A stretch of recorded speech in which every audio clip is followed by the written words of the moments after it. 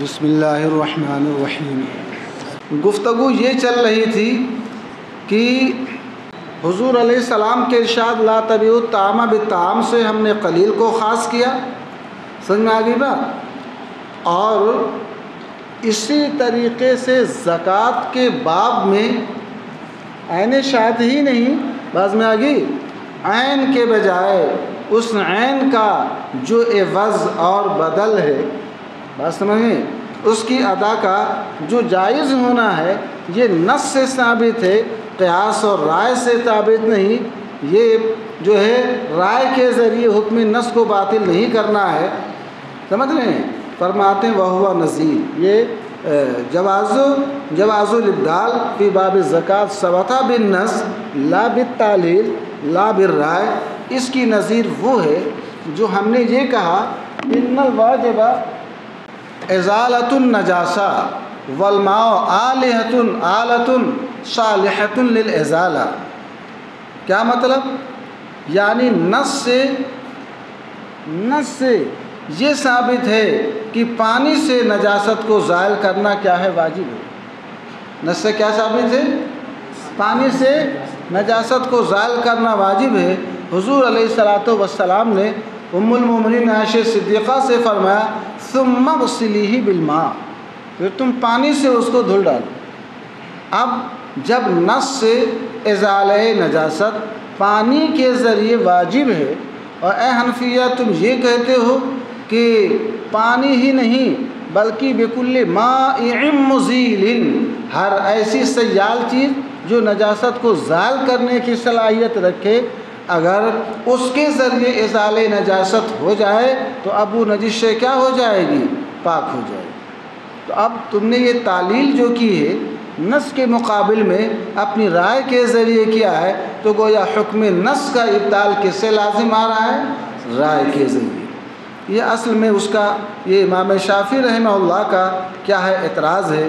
تو اب اس کا جواب دیتے ہوئے فرماتے ہیں یہ اس کی نظیر ہے جو ہم نے کہا ان الواجب ازالۃ النجاسہ والماء آلۃ صالحۃ للازالہ، کہ واجب کیا ہے؟ واجب ہے کیا؟ نجاست کو زائل کرنا، یہ نا واجب ہے۔ سمجھ میں آ گئی بات؟ اور جس طریقے سے عین شاد کے بجائے بدل شاد، قیمت شاد، یہ مصارف زکوٰۃ یا مستحقین کے جتنے بھی حاجات ہیں اور جتنی بھی ضرورتیں ہیں، ان سب کی وہ کیا رکھتا ہے؟ صلاحیت رکھتا ہے۔ بات سمجھ رہے نہیں سمجھ رہے ہیں؟ تو ایسے ہی یہاں پر جب واجب نجاست کو زائل کرنا ہے تو ہم یہ دیکھیں گے ازالہ نجاست کی صلاحیت جس شے کے اندر ہے، جس شے کے اندر ہے وہ شے جو ہے ازالہ نجاست کی کیا رکھے گی؟ صلاحیت رکھے گی۔ رفع حاجت فقیر، سد حاجت فقیر، یہ مقصود ہے کس سے؟ ایجاب شاد سے سد حاجت فقیر، فقیر کی حاجت کو کیا کرنا؟ پوری کرنا، حاجت روائی کرنا۔ یہ صرف عین شاد ہی اس کے لیے کافی نہیں ہے، بلکہ قیمت شاد جو ہے یہ سد حاجت فقیر کے لیے جس قدر کافی ہے، عین شاد کافی نہیں ہے۔ تو اب جس چیز کے اندر جو محل جو ہے سد حاجت فقیر کی صلاحیت رکھے گا وہی کیا ہے؟ یہاں پر واجب ہے۔ تو ایسے ہی یہاں پر سرکار نے اغسلیہ بالماء ضرور فرمایا، مگر ماء سے یہاں پر عین ماء مراد نہیں ہے، بلکہ ہر ایسی شے مراد ہے جو شے ازالہ نجاست کی کیا رکھے؟ صلاحیت رکھے۔ جیسے وہاں سد حاجت فقیر کی جو چیز صالح ہوگی وہی کیا ہے؟ واجب ہے۔ ایسے یہاں پر جو چیز ازالہ نجاست کی صلاحیت رکھے گی وہی چیز کیا ہے؟ ازالہ نجاست کے لیے واجب ہے۔ اگر پانی کا استعمال کرنا واجب ہو، پانی کا استعمال کرنا واجب ہو، تو اس نجس حصے کو اگر کسی شخص نے کاٹ دیا، کیا کر دیا؟ کاٹ دیا، آپ یہ بتائیں وہ کپڑا یا وہ حصہ پاک ہو جائے گا کہ نہیں پاک ہو جائے گا؟ اس سے معلوم کیا ہوا کہ اگر ازالہ نجاست ہی واجب تھا تو آپ نے یہاں پر پانی کا استعمال تو کیا نہیں، پھر کیوں حکم دیا گیا؟ اس سے معلوم یہ ہوا کہ ازالہ نجاست کی جو شے صلاحیت رکھے وہ تطہیر کرے گی، چاہے وہ ماء مزیل ہو، چاہے ماء ہو، چاہے قطع ثوب ہو، یا قطع نجاست ہو، یا احراق ہو۔ پاک کرنے کی بہت ساری صورتیں ہیں کہ نہیں صورتیں؟ تو فرماتے ہیں اس کی نظیر وہ ہے جو ہم نے کہا کہ واجب نجاست کو زائل کرنا ہے۔ واجب کیا ہے؟ نجاست کو زائل کرنا ہے۔ والماء آلۃ صالحۃ للازالۃ فی النص، اور نص کے اندر جو ماء کا لفظ ہے، نص کے اندر جو اغسلیہ بالماء میں جو ماء کا لفظ ہے، ماء ایک ایسا آلہ ہے جو ازالہ نجاست کی صلاحیت رکھتا ہے۔ اور کیجیے گا، ماء کیا ہے؟ یہ ایک ایسا آلہ ہے، کیا ہے؟ آلہ ہے، مقصود نہیں ہے۔ کیا ہے؟ آلہ ہے۔ ماء ایک آلہ ہے جو نص کے اندر ازالہ نجاست کی صلاحیت رکھتا ہے۔ لا انہ المقصود فی ازالۃ النص، ماء جو ہے ازالہ نجاست کے لیے یہاں پر مقصود نہیں ہے، بلکہ یہ آلہ صالحہ کے طور پر مذکور ہے۔ کس کے طور پر؟ اغسلیہ بالماء کے اندر جو ماء کا ذکر فرمایا گیا وہ اس لیے نہیں کہ ازالہ نجاست کے اندر یہی مقصود ہے، بلکہ کس طور پر؟ آلۃ صالحۃ للازالہ، کہ ازالہ نجاست کا یہ ایک آلہ صالحہ ہے، تو آلے کے طور پر ذکر کیا گیا۔ تو جو بھی آلہ ہوگا اور ازالہ نجاست کی صلاحیت رکھے گا وہ مزیل ہوگا، مطہر ہوگا۔ سمجھا کہ نہیں سمجھا؟ وہ فرماتے ہیں نص کے اندر ماء جو مذکور ہے وہ ازالہ نجاست کے آلہ صالحہ کے طور پر، آلے کے طور پر مذکور ہے۔ لا انہ المقصود فی ازالۃ النجاسہ، نہ یہ کہ نجاست کا ازالے کے اندر یہی کیا ہے نص کے اندر مقصود ہے۔ اب جب یہ آلہ صالحہ کے طور پر مذکور ہے اور یہ مقصود فی ازالۃ النجاسہ کے طور پر مذکور نہیں ہے، تو اب یہاں پر یہ اعتراض جو آپ نے فرمایا کہ یہاں پر تغییر النص لازم ہے، تغییر النص لازم نہیں ہے، بلکہ شارع کا مقصود جو ہے اغسلیہ بالماء سے یہ ہے۔ کیا مطلب؟ اغسلیہ بکل ما یصلح لازالۃ النجاسہ سواء کان ماء او مائعا مزیلا۔ تو اغسلیہ بالماء کا مطلب یعنی اس کپڑے کو تم ہر ایسی شے سے دھو ڈالو جو شے ازالہ نجاست کی کیا رکھے؟ صلاحیت رکھے۔ پانی کے اندر ازالہ نجاست کی چونکہ اعلیٰ درجے کی، اتم درجے کی صلاحیت ہے، اس لیے سرکار علیہ السلام نے اس کو ذکر فرمایا کہ عادتاً انسان کی عادت یہی ہے کہ اسی طرح اس کا ازالہ کرتا ہے۔ تو عادت جاریہ فاشیہ یہ ہے، اس طور پر اس کا ذکر فرمایا، نہ اس طور پر کہ وہی مقصود ہے اس نص کے اندر۔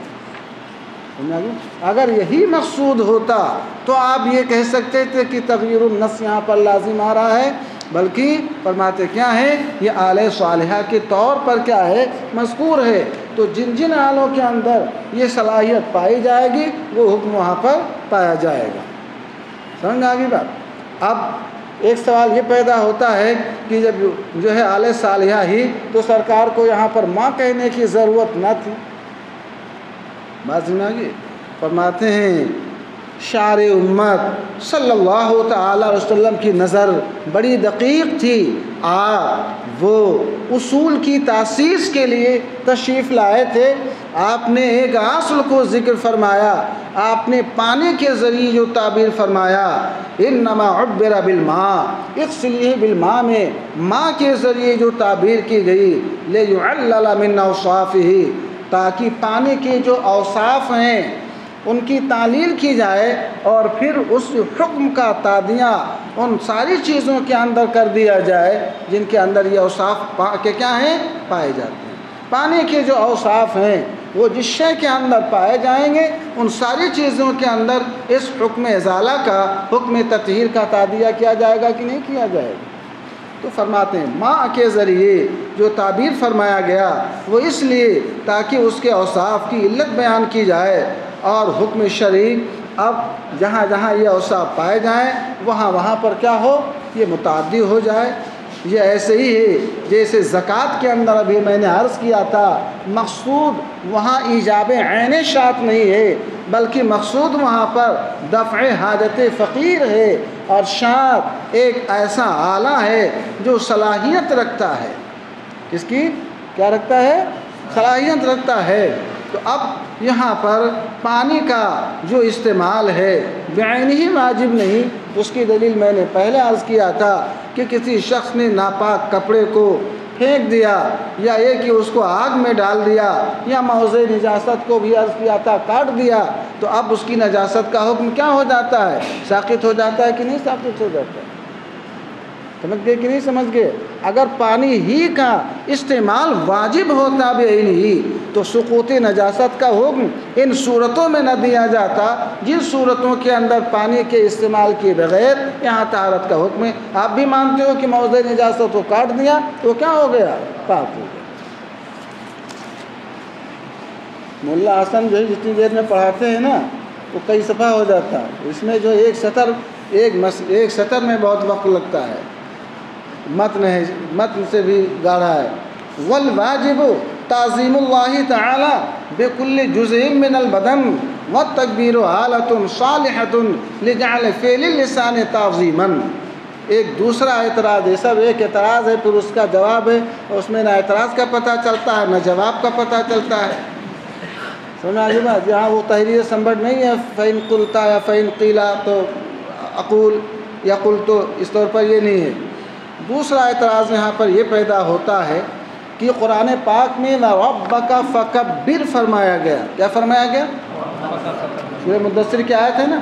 امام شافعی رحمۃ اللہ علیہ فرماتے ہیں کہ اس آیت کریمہ، اس نص کے ذریعے تکبیر تحریمہ میں اللہ اکبر خاص طور سے اسی کلمے کو کہنا کیا ہے؟ واجب ہے۔ یہاں پر بھی آپ نے نص کے اس حکم کو تعلیل کے ذریعے، رائے کے ذریعے باطل کیا، اور یہ کہا جو چیز صلاحیت رکھے اللہ کی تعظیم شان کی ان تمام کلمات کے ذریعے تکبیر تحریمہ حاصل ہو جائے گی کہ نہیں حاصل ہو جائے گی؟ تو یہ بھی آپ نے حکم نص کو کیا کیا؟ وہ اپنی رائے کے ذریعے۔ یہاں پر بھی وہی جواب دیتے ہیں کہ سرکار معاملہ یہ ہے، رب العالمین نے ربک فکبر جو فرمایا ہے وہ اس لیے نہیں کہ خاص اسی کلمے کو وہ استعمال کرنا یا اس کا اطلاق کرنا یا اس کا ادا کرنا، زبان سے تلفظ اور نطق کرنا یہی کیا ہے؟ واجب ہے، بلکہ التکبیر حالۃ، رب العالمین نے یہاں پر جو کبر کا لفظ جو ذکر کیا ہے وہ اس طور پر نہیں کہ نص کے اندر یہی مقصود ہے، بلکہ آلہ صالحہ کے طور پر۔ کیا مطلب؟ کہ جس طریقے سے اللہ اکبر ایک ایسا آلہ ہے جو اللہ کی تعظیم شان کی ادائیگی کی وہ صلاحیت رکھتا ہے، یہ اس طور پر یہ مذکور ہے، نہ کہ یہی مقصود ہے۔ لہذا جن جن کلمات کے اندر وہ تعظیم شان الہی پائی جائے گی اور اللہ رب العزت کی عظمت شان کا اظہار ہوگا، ان سب سے تکبیر تحریمہ ادا ہو جائے گی۔ تو فرماتے ہیں والواجب تعظیم اللہ تعالی، اللہ اکبر ربک فکبر جو فرمایا گیا، کبر صیغہ امر جس چیز کے ایجاب پر دلالت کرتا ہے وہ صرف اس پر نہیں کہ صرف لفظ اللہ اکبر کہنا ہی واجب ہے، فکبر سے رب العالمین نے جس چیز کا ایجاب فرمایا ہے، فرماتے ہیں الواجب تعظیم اللہ تعالی، واجب صرف اور صرف یہاں پر کبر سے اللہ کی تعظیم ہے، بکل جزء من البدن، بدن کے ہر جز سے، ہر بنے منہ سے، والتکبیر حالۃ صالحۃ لجعل فعل اللسان، اور کبر میں جو تکبیر ہے یہ مذکور مقصود کے طور پر نہیں ہے بلکہ ایک ایسے آلے کے طور پر مذکور ہے جو اعلیٰ صلاحیت رکھتا ہے اس بات کی فعل لسان کو اس کے ذریعے اللہ کی تعظیم کا کیا بنا دیا جائے؟ آلہ بنا دیا جائے۔ یہی مقصود نہیں ہے۔ اگر یہی مقصود ہوتا تو آپ یہ کہہ سکتے تھے کہ گویا جو ہے نص کا حکم کیا ہے، رائے کے ذریعے ہم باطل کر رہے ہیں۔ تو اسی کو فرماتے ہیں واجب بدن کے ہر جز سے اللہ کی تعظیم واجب ہے، اور تکبیر صرف ایک ایسا آلہ ہے جو زبان کے فعل کو تعظیم کے لیے بنانے کی کیا رکھتا ہے، صلاحیت رکھتا ہے۔ سمجھ میں آ گئی بات؟ تو مقصود کیا ہے، جواب کیا ہے؟ مقصود یہاں پر خاص اللہ اکبر کہنا نہیں ہے، بلکہ مقصود کیا ہے، التعظیم۔ کیا ہے؟ تعظیم۔ اور تکبیر جو ہے ایک ایسا آلہ ہے جو تعظیم کے کیا رکھتا ہے، صلاحیت رکھتا ہے۔ لہذا جن آلات کے اندر، جن کلمات کے اندر تعظیم باری کی صلاحیت ہوگی، اس سے تکبیر تحریمہ ادا ہو جائے۔ والافطار هو السبب والوقاع آلة صالحة للفطر۔ یہ تیسرا سوال ہے، قیاس کی بحث ایسے نہیں داخل ہے، سمجھ آ گئی بات؟ ہاں، فرماتے ہیں کہ افطار ہی، کیا؟ افطار ہی یہ سبب ہے کس چیز کا؟ کفارے کا۔ اور جمع کرنا، کھانا اور پینا، یہ سب افطار کے کیا ہیں؟ افراد ہیں۔ وہ افطار ایک کلی ہے، جس کلی کے یہ سب جزیات ہیں، اس کے کیا ہیں؟ افراد ہیں۔ اسی لیے کفارۃ الفطر کہا جاتا ہے۔ کیا کہا جاتا ہے؟ وہ کفارے کا سبب کیا ہے؟ وہ افطار ہے۔ اب افطار کا تحقق جیسے عقل سے ہوتا ہے، شرب سے ہوتا ہے، ایسے کس سے ہوتا ہے؟ جماع سے ہوتا ہے۔ اب یہاں پر فرماتے ہیں افطار ہی جو ہے یہ سبب ہے کفارے کا۔ والوقاع آلۃ صالحۃ للفطر، اور جمع جو ہے کیا چیز؟ جمع ایک ایسا آلہ ہے جو افطار کی صلاحیت رکھتا ہے۔ اصل میں حدیث پاک میں آپ نے پڑھا ہوگا کہ ایک اعرابی نے رمضان کے دن میں اپنی بیوی سے جمع کر دیا تھا، تو سرکار نے فرمایا اعتق رقبۃ۔ یہاں پر اللہ کے رسول صلی اللہ تعالی علیہ وسلم نے کفارے کو معلق فرمایا، کس کے اوپر؟ وقاع کے اوپر، جمع کے اوپر۔ عاتق رقبۃ جو فرمایا وہ حکم جمع کے بارے میں نہ فرمایا۔ تو اب یہاں پر اعتراض یہ ہوتا ہے کہ افطار کے حکم کی علت آپ لوگوں نے بیان کی، اور کفارے کو عقل اور شرب کے ذریعے بھی واجب کیا، جبکہ قیاس کا تقاضا یہ ہے کہ نبی اکرم سید عالم صلی اللہ تعالی وسلم نے کفارے کو کس سے واجب فرمایا؟ جمع کے ذریعے نہ واجب فرمایا۔ تو کفارہ صرف جمع کرنے کی صورت میں ہونا چاہیے۔ آپ کہتے ہو کھائے پیے نہارے رمضان کے اندر تو بھی کفارہ واجب ہو جائے گا کہ نہیں واجب ہو جائے گا؟ جو بھی حکم نص کی تم تغییر کر رہے ہو کہ نہیں کر رہے ہو حنفیہ؟ سرکار تو کفارے کا حکم دے رہے ہیں جمع کا ارتکاب کرنے پر، عقل و شرب کی صورت میں بھی تم کر رہے ہو، تو حکم نص کی یہ تغییر ہے کہ نہیں تغییر ہے؟ بات سمجھا کہ نہیں سمجھا؟ تو اس کا جواب دیتے ہیں کہ افطار ہی، کیا؟ افطار ہی سبب ہے کس چیز کا؟ کفارے کا۔ اس نص کے اندر جو جمع کا ذکر فرمایا گیا، تو جمع جو ہے وہ مقصود کفارہ کے طور پر نہیں، بلکہ جمع کا جو ذکر فرمایا گیا وہ اس طور پر کہ جمع ایک ایسا آلہ ہے جو افطار کی صلاحیت رکھتا ہے، جس طریقے سے عقل و شرب یہ آلہ صالحہ للکفارہ ہے۔ تو اب یہ آلہ صالحہ کے طور پر مذکور ہے، نہ یہ کہ مقصود کے طور پر یہ مذکور ہے۔ اگر نص کے اندر بطور مقصود یہ مذکور ہوتا تو ہم پھر عقل و شرب کے ذریعے وہ کفارے کا حکم دیتے، تو آپ تغییر حکم نص کہہ سکتے تھے، مگر جب یہ مقصود کے طور پر مذکور نہیں بلکہ کس طور پر؟ آلہ صالحہ کے طور پر۔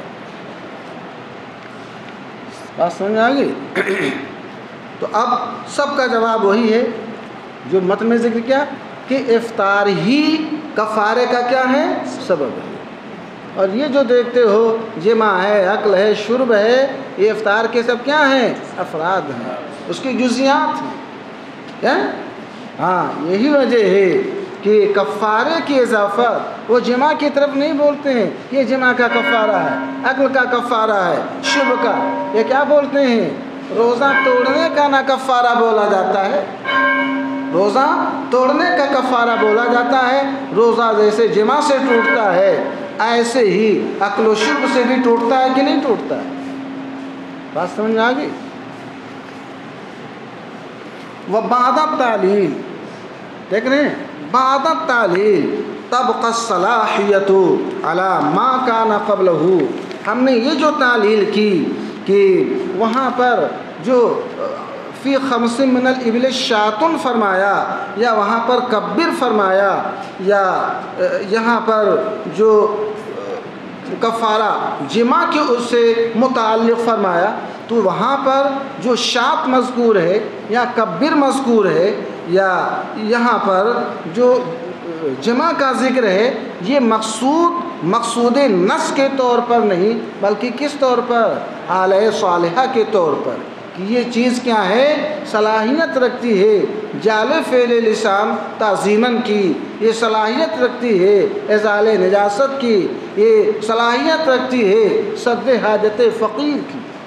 فرماتے ہیں وبعد التعلیل، اور اس تعلیل کے بعد فرماتے ہیں صلاحیت یعنی احکام کی صلاحیت اسی کے اوپر باقی رہتی ہے جو تعلیل کے پہلے کیا تھی باقی تھی۔